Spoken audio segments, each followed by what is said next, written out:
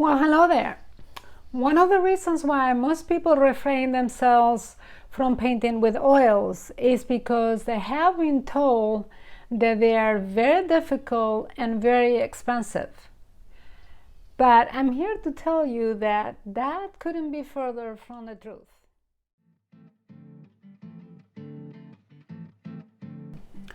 I have tried many mediums in the past and they can all get very complicated if you let them.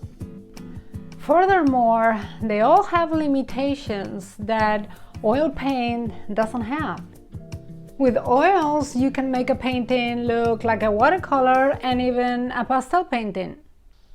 But you cannot make a pastel painting or a watercolor painting look like an oil painting. Also, in watercolor, you need to have many hues and many different colors to create the hues that you want to have in your painting. And the same is with pastels. You need a lot of pastel sticks to create the layers that will give you the impression and the illusion of different hues. But this is not the case with oil painting. In oil painting, you just need three colors, three primary colors plus white, and I'm going to show you exactly which of the three primary colors you need to make every hue that you want. So stick with me to find out. The image that I chose for our painting is going to be this red pear, and I set it up by a north light window, so it's getting cool light from the left. Is 8 by 8. The canvas is going to be this wooden board already coated with gesso too. And then I printed two more photos to show you. This one is in black and white and it has 6 values. This is the posterized version, the color one, in which you can really see clearly define the difference between the temperature, and this one is also level 6, so it corresponds with the black and white one of the values. Okay, now you don't have to print it, you can have the pear in front of you. A pear will be cheap, you can set it up by the window and you can get to work. But I have a printer and I wanted to show you all these different ones, so I will be working from photographs. We're not even going to use any medium whatsoever, no medium, okay? A generous size palette knife, but if you're more comfortable with a smaller one, you can use a smaller one. And then the brushes. You can use as little as 3 brushes or you can use as much as 50. Now this is the assortment of brushes that we're going to use, so different sizes of flats, different sizes of blending ones. These are very soft. This is a rosemary comb brush, half an inch, and 2 bristles, different sizes, and these are going to be for the beginning when we're doing the drawing. All right, when we're putting the images in here, we're going to be using the bristles at first.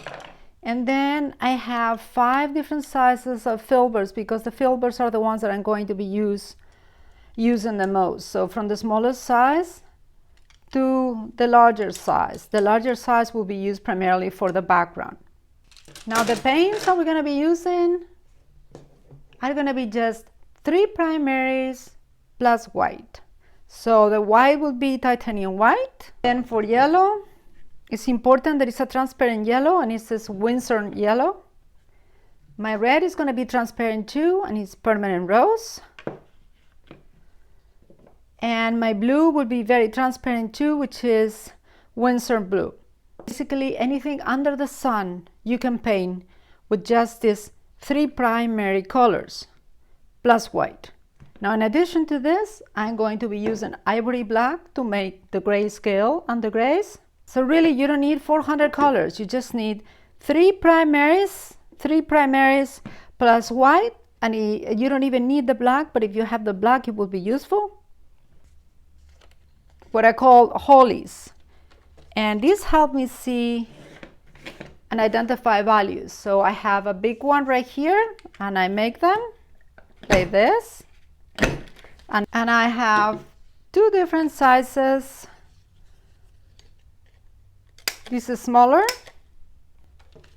And with all this, we're ready to work. This is the color wheel, and it shows you the three primary colors, which are yellow, blue, and red. And this is the chart that we can make by mixing all those colors. There it is, plenty to finish any painting you want. I began by toning the canvas with a mixture of Winsor yellow, phthalo blue, and permanent rose. And what I do is I put a little bit of each color in the brush. I do not mix them together because I like to be the color broken down a little bit. So some areas will be more yellow, others will be more red, others will be more blue. And even though most of this will be covered later with the paint, but the key here is to keep my interest and having fun. If I'm not having fun, then I'm not painting. So I want to make it as interesting as possible, and that is my approach. After I've done the background, then I take a sock and I wipe it up to take as much of the paint as possible, because remember, we're not using any medium here. So if the paint is too thick, it'll take forever to dry, and then we will not be able to paint for another day or so. The next thing that I do is with a Bristol brush, I lift the paint to reveal the form. So I'm really drawing negatively. I am erasing the paint to reveal the form. I'm not adding any paint, and this is my favorite way to draw anything. So I use my sock, and the reason why I like the sock is because it stays in my hand, and I wipe the colors of the board as much as I can. If the lights are really light, then I lift more paint, and then in the areas I want a little darker, then I lift less paint. And I'm pretty rough at this stage. I don't want to do too much.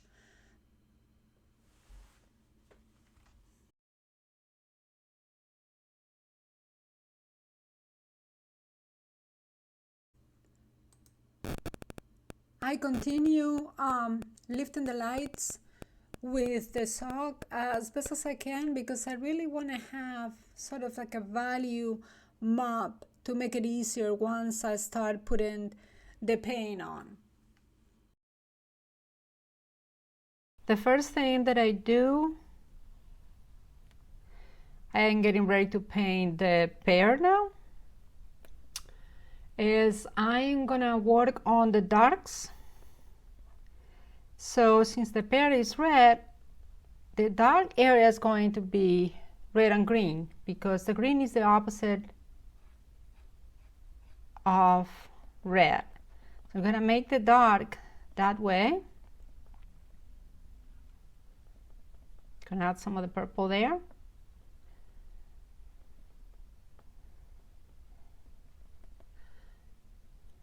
And I'm gonna lighten up because it's not really that dark.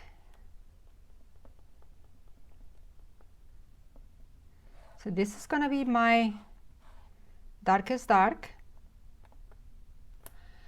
Now it's gonna get towards the light. As it gets towards the light, it becomes more red.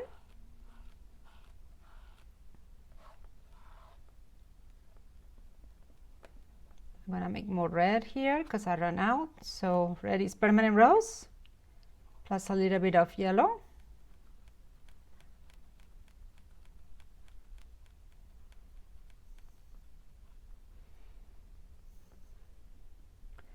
This is definitely more red.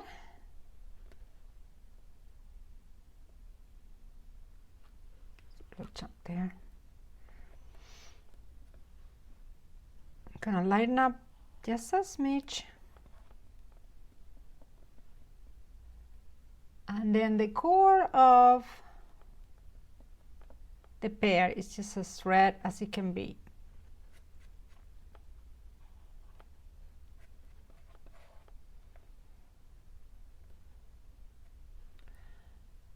But it's also pinkish. It's a red pink. So I'm gonna add a teeny bit of white to it. Leans towards pink.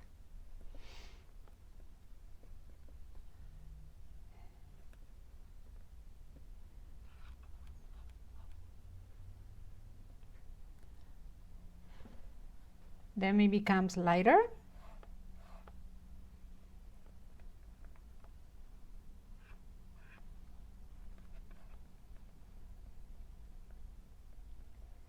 And it's got a little bit of green to it. So I'm going to add a little green and a little yellow.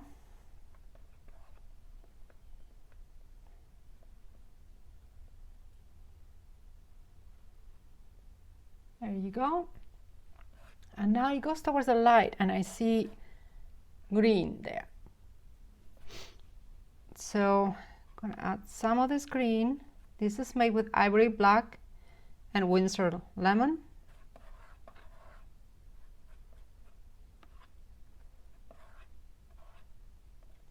And I always attach some of the previous color there.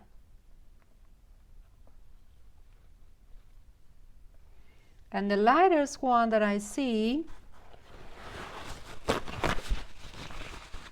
I'm cleaning my palette now, permanent rose and white. This is very pink, but it also has a little bit of green to it. I'm going to have some of the background green. That way I'm already marrying the pear to the background. I'm going to look through the red filter to make sure I have a nice gradation of values. And I do. And now the highlight of the pear would be from here, and there will be a lot of white, but there's also going to be the complementary colors, so it's going to lean towards green.